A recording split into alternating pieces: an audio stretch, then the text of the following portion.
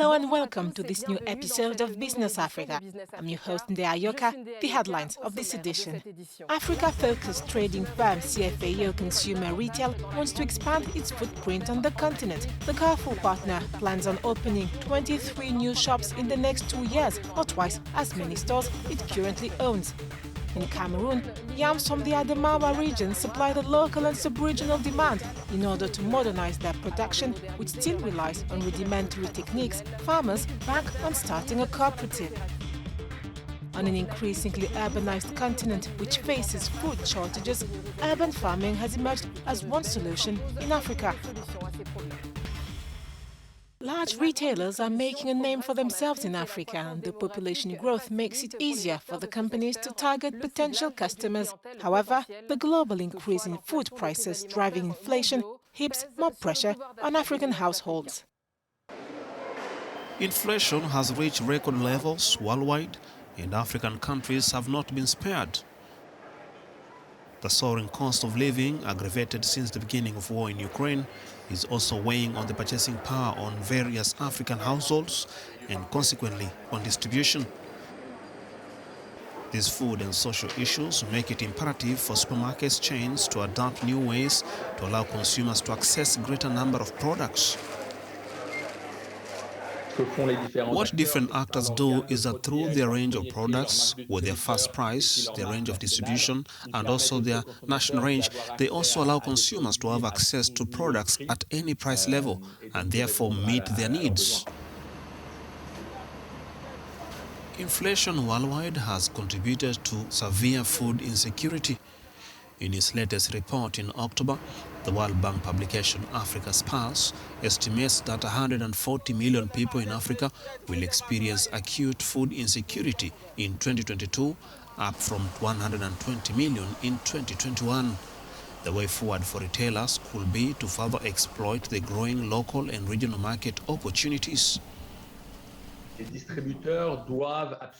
Retailers must absolutely find local sources of supply and avoid having to import products from Europe or elsewhere to be able to have products with continuous supply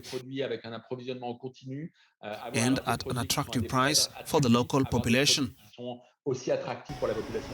The World Bank report now predicts a deceleration of growth in sub-Saharan Africa from 4.1% in 2021 to 3.3% in 2022, which represents a threat to long-term human development.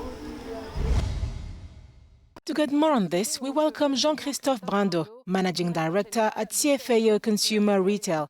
Sir, in an inflationary environment, how does your firm intend to bring its offer within everyone's reach? You can see that the project has accelerated in recent years. After having tried a lot, we can conclude this in different ways. This new format was introduced in 2010 and is known as a Supeko support, since with our initial Carrefour concept, we were handling 20 or 25 of the consumers. With Supeko, we are more like 50 to 60% of the entire population that can access a modern form of retail. So that's why, as we've known over time, we've been able to adapt, to understand, to decode the expectation of our consumers, the real potential of these markets. If we look ahead, we can imagine that in 5 or 10, even 15, 20 years, retail will have taken a slightly different turn in the distribution between informal and formal trade.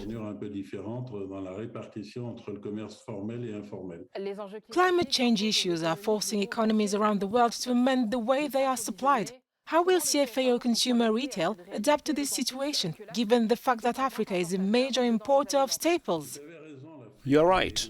Africa and its territories where we are present, like in Ivory Coast, Cameroon, Senegal, are countries that import a lot.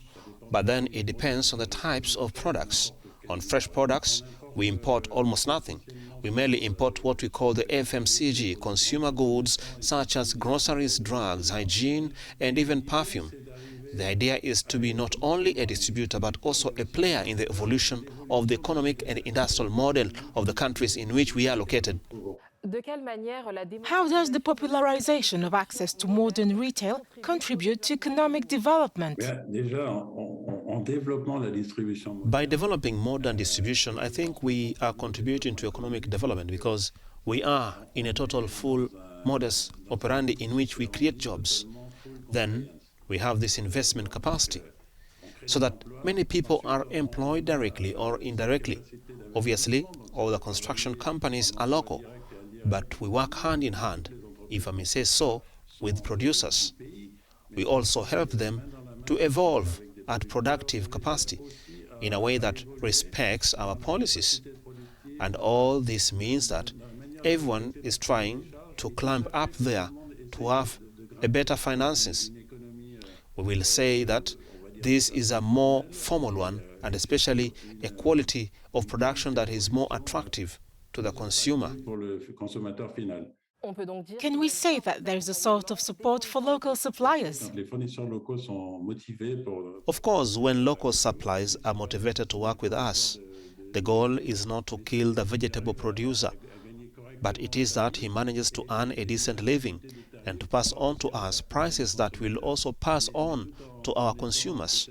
But this perhaps is less demanding for the moment in our global profitability. I take the Ivory Coast as an example, and this is the same to the other countries. We are on an 80 to 20, that is to say 80% of the market is informal and 20% is formal. It is necessary that gradually, with the time, we manage to develop and formalize some sectors of the market, but the whole informal part of the economy is very necessary for our daily life. Thank you for your insights, Sir Jean-Christophe Brindot. Avec grand plaisir et je vous remercie. Cameroon's Adamawa region is the country's largest yam production area. Since the farming of the tuber is very profitable, farmers have decided to start cooperatives, teaming up 40 or even 50 people per village in order to modernize the sector and increase yields. This is one of many yam markets in Be municipality in Cameroon's central region of Adamawa. This morning, the last yam bags are loaded on a truck. They'll set off on a long journey further south. Alfred's load will feed many in the region and abroad. The yams from Mbe are exported abroad to Nigeria, Chad, and sometimes to Gabon, Congo even, because once it is packed in bags, there are buyers, and they'll transport the yams out of the city to Yaoundé, and people from neighboring countries will buy it there. If the Mbe yams are mostly exported in Cameroon's neighbor countries, they can travel as far as Sudan. 70% of the yams produced for the Mbe city are from the Ngabianga village. The popular tuber is called the white gold of Mbe. Despite its popularity, the production still relies on rudimentary techniques. To be able to produce the majority of Mbe's yam supply all year long, producers work very hard. Joda is one of them. If the production always finds a taker, he had to go through many challenges, including financial ones, before harvesting. It's not easy to start yam farming. You need money to be able to hold on, and the work is difficult. When it produces well, you can harvest for up to 10 bags. When it doesn't, you can harvest 7. If you sell it on the market, it can sell for 70,000 CFA francs. But if you sell it directly in the field, they'll buy it for 55,000 CFA francs. It's estimated that producers can make profits ranging from 500 to 1,500 euros per harvest. More people now want to modernize the sector. Against a backdrop of climate crisis, growing calls for the transformation of agricultural models and inflation, urban farming is coming under the spotlight. In Kenya, some inhabitants opted for urban farms as a way to ensure their food security.